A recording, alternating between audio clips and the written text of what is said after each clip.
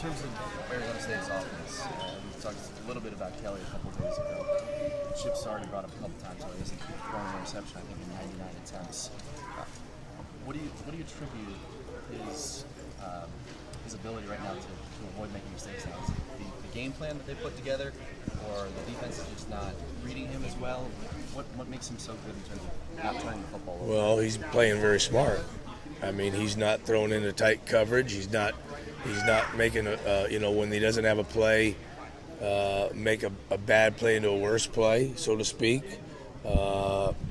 Smart, Any quarterback that makes sure that he throws it away when he doesn't have a clear guy open or runs with it, which is what he does, playing at a very high caliber. I'm very impressed by Taylor Kelly. He's playing very well. How impressive is that for such a young guy in his first year starting? You guys have a similar situation with Marion, obviously. But to see a guy in his first year starting like this with a new head coach, new system, to just be so disciplined.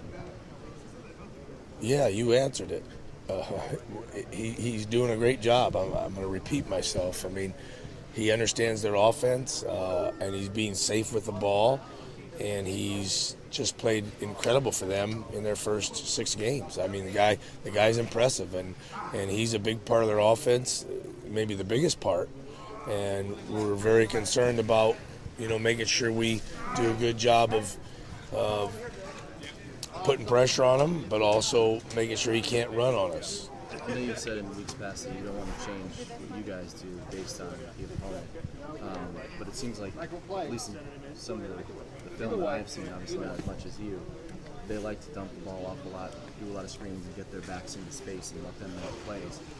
You almost put an extra emphasis this week in practice in terms of guys coming up and bringing pressure or on blitz practices to make sure on those screen plays to read if the linemen are letting you go? We got it covered. We practiced what they do every week, Eric, and pretty much, if a team runs a lot of screens and things like that, we practice those. If whatever their main thing is, we practice it quite a bit.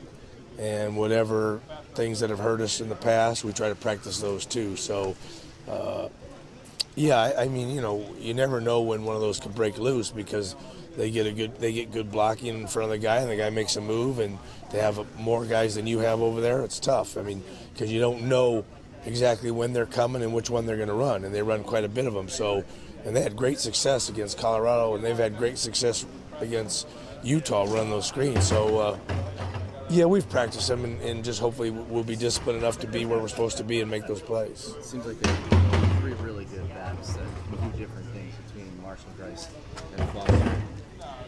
In terms of attacking from a defensive standpoint, the guys have to be aware of, obviously you always want to know who's on the field, but in terms of the different skill sets that they have, knowing if Cameron's in the game, he's more of a bruiser maybe, and so you're kind of expecting that big hit, whereas Foster and the other guys can be more elusive. How much do the guys have to be aware of who's out there and what their skill set is? It's always important to know personnel and what that guy's strong suit is and what he's more likely to do than the other guy.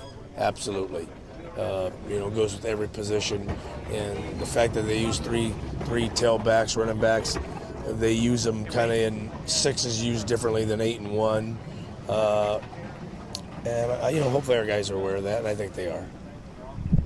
Appreciate it.